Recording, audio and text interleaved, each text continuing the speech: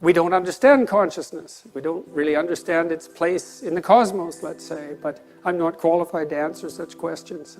I would say, though, that no one stops listening to a symphony because they know it's going to end. And so I think, in some sense, our proper task is to find the meaning within the finite.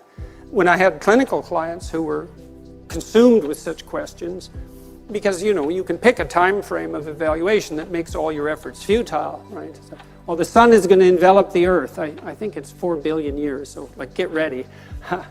It's like, well, what's the point of stopping this baby from crying when the sun is going to envelop the earth in 4? Well, yeah, you all laugh, right? But that laughter, you see, that's a sign of wisdom.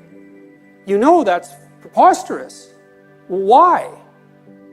I mean, that's the existential question, right? It's like, well, if we're all doomed to ashes and decay, why do anything? Well, I used the baby crying for a reason. I mean, who in the world is going to use that argument to not feed their baby? Well, why feed that thing? In 4 billion years, the sun's going to envelop the earth. It's like, wrong time frame, folks. And so what I would say, and I did say to my clinical clients, if you're adopting a time frame that makes what you're doing appear trivial, the problem isn't necessarily what you're doing, although it might be, and you have to ask yourself that question because perhaps you are engaging in something that's more trivial than you should be.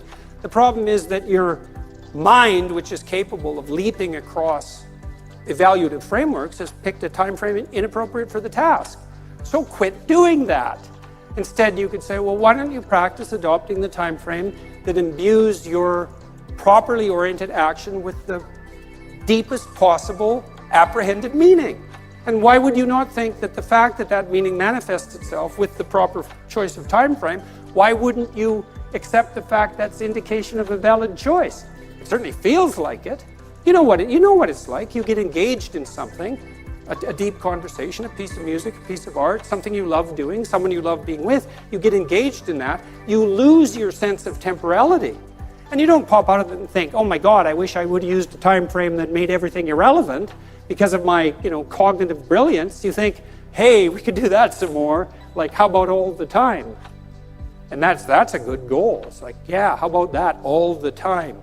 And then you've got time right when you're engaged like that. And I would say that's a profound neurophysiological signal that you're in the right place at the right time, right? Because it's accompanied by a sense of deep well-being.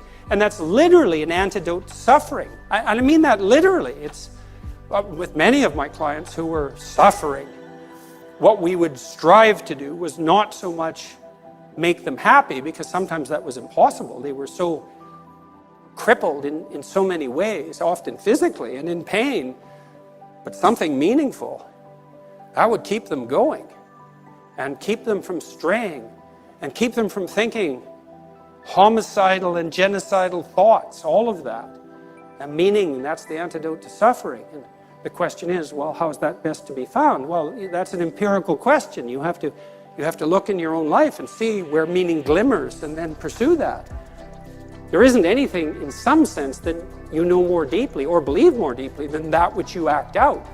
And you're not smart enough to understand the full totality of your actions.